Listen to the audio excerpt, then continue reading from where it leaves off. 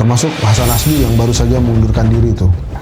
Baru saja, tapi tidak baru ya, ternyata tanggal 21 April dia sudah mundur tuh. Mungkin dia akan marah tuh kepada para direksi BUMN. Saya minta atas nama bangsa dan rakyat, saya minta semua direksi berbuat yang terbaik, tinggalkan praktek-praktek zaman dulu, atau ada praktek-praktek yang nggak benar, harus ditinggalkan. Dan kalau dia marah, ini kan berdampak macam-macam nih, dampak ke negatif ke publik, dan yang paling penting ke pasar. 16.000 triliun. Itu ada lagunya tuh ya.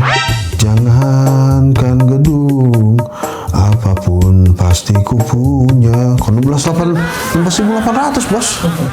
Gede banget. Seingat saya wakil presiden nggak ada di acara kemarin.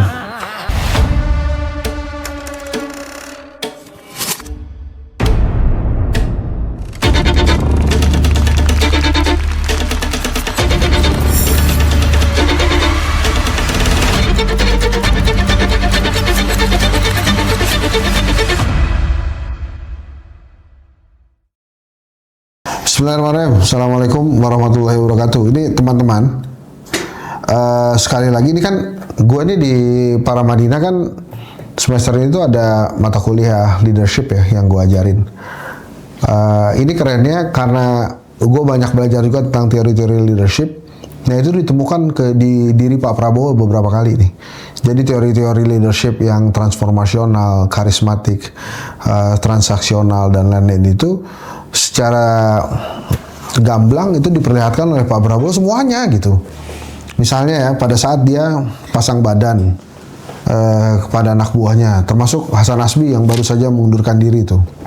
Baru saja, tapi tidak baru ya, ternyata tanggal 21 April dia sudah mundur tuh. Tapi terus baru diumumin tanggal 29, jadi ada 8 hari.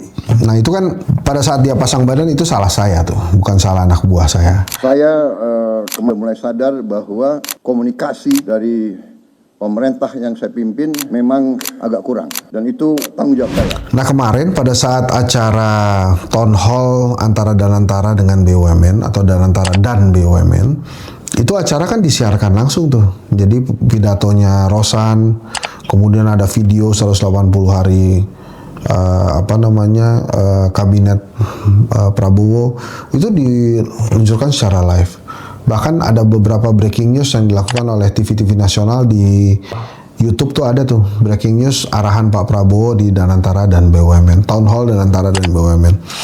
Ternyata tiba-tiba acaranya nggak bisa diliput. Jadi Pandu, CEO Danantara nyamperin ke MC-nya. Jadi MC-nya bilang nih, kita saksikan atau kita nantikan arahan dari Presiden Republik Indonesia Prabowo Subianto.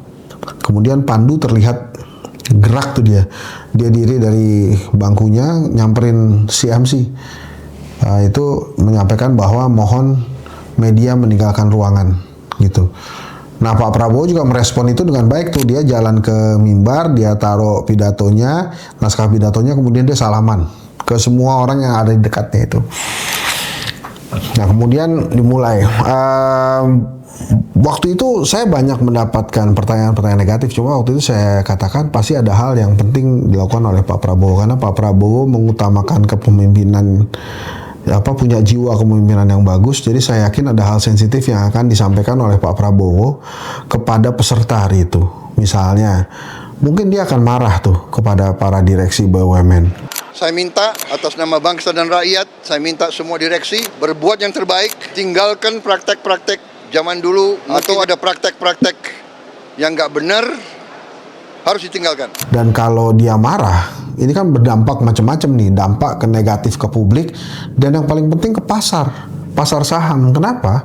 Karena di situ kan ada direksi-direksi BUMN yang punya saham tuh, yang direksi-direksi BUMN yang perusahaannya terdaftar ya di pasar saham. Itu kalau sampai direksinya dimarahin sama Pak Prabowo, itu bisa berpengaruh ke pasar saham. Jadi apa yang dilakukan oleh Pak Prabowo menurut gue harus dimaklumi, dan mungkin juga harus kita berikan apresiasi positif gitu ya. Tapi saya bacain lah ini dari Kompas ya, tadi kan Tempo terus tuh, sana Kompas. Town hall Danantara tiba-tiba digelar tertutup saat Prabowo mulai bicara. Ada apa?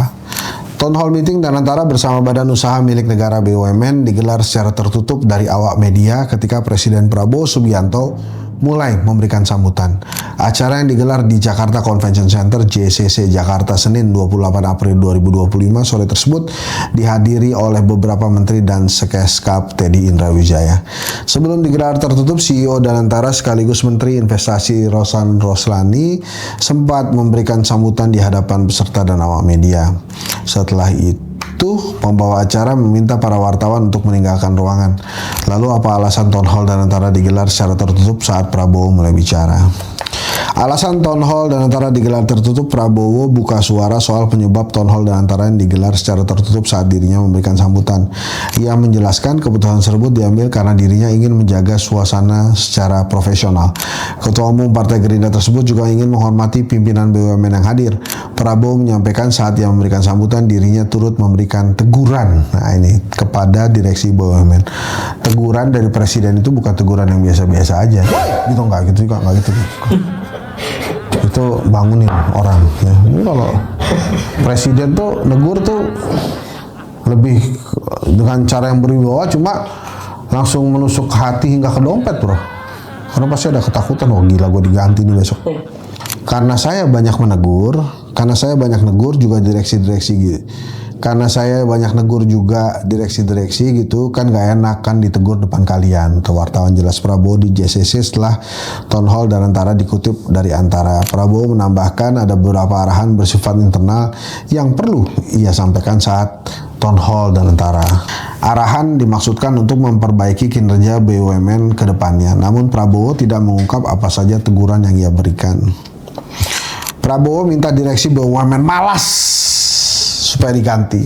Setelah town hall Danantara berakhir, Prabowo mengungkap beberapa pesan yang ia sampaikan kepada direksi BUMN. Pertama, Prabowo meminta supaya seluruh direksi BUMN dievaluasi secara kinerja, watak, termasuk akhlak. Ia juga memberikan ultimatum akan mengganti direksi BUMN yang tidak berprestasi, malas, termasuk menyalahgunakan wewenang.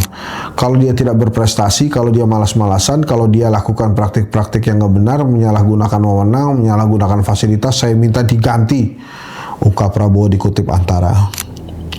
Di sisi lain, Prabowo minta direksi BUMN supaya meninggalkan praktik-praktik lama yang tidak benar atau tidak efisien.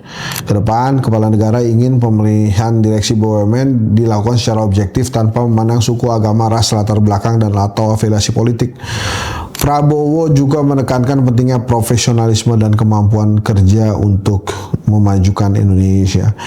Ini harus anak-anak Indonesia yang bekerja sebesar-besarnya untuk Indonesia, imbuhnya. Saya menyampaikan bahwa Danantara ini adalah kekayaan bangsa Indonesia. Harus dikelola dengan sebaik-baiknya, dijaga, dirawat, dan sistem yang transparan dan sangat ketat. Kalau dia tidak berprestasi, kalau dia malas-malasan, kalau dia lakukan praktik-praktik yang gak benar, menyalahgunakan wewenang, menyalahgunakan fasilitas, saya minta diganti. Come on. Pak Prabowo Subianto tuh. Ya emang mesti begitu ya. Karena kan dia bilang ini mau ngelola aset gede loh nih nanti. Aset Danantara berpeluang tembus 1 triliun dolar AS. Lebih lanjut, Prabowo menyampaikan aset yang dikelola Danantara dapat mencapai 1 triliun dolar Amerika Serikat atau sekitar 16.800 triliun. Banyak ya bos, 16.000 triliun. Itu ada lagunya tuh ya. Jangankan gedung, apapun pasti ku punya. Kalau 16.800 bos, gede banget ya. Coba Arbi, kalau Pak Prabowo memberikan 1 triliun saja, maka Danantaranya sisa berapa dari 16.800? Cuma 1 triliun doang. Hah? 17.000. 17.000 berapa?